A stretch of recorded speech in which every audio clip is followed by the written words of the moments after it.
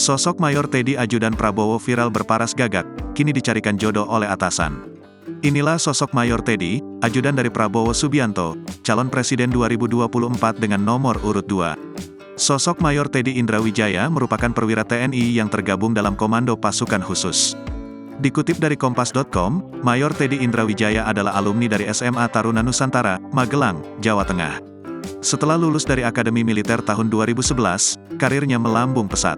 Sebelum menjadi ajudan Prabowo, ia pernah dipercaya menjadi ajudan Presiden Joko Widodo, Jokowi, pada periode pertama kepemimpinannya, tahun 2014 sampai tahun 2019.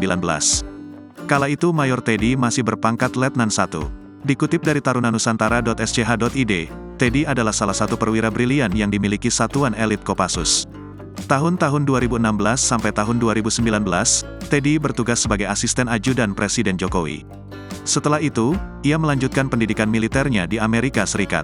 Setelah kembali ke Indonesia, barulah Mayor Teddy bertugas mendampingi Prabowo Subianto. Mayor Teddy memulai tugasnya sebagai ajudan Prabowo sejak 2020. Kini, diketahui jika Prabowo Subianto tengah mencarikan jodoh untuk Mayor Teddy. Hal tersebut ia sampaikan lewat alam pidatonya di Istora Senayan, Jakarta Pusat, Rabu, tanggal 14 Februari tahun 2024 kemarin.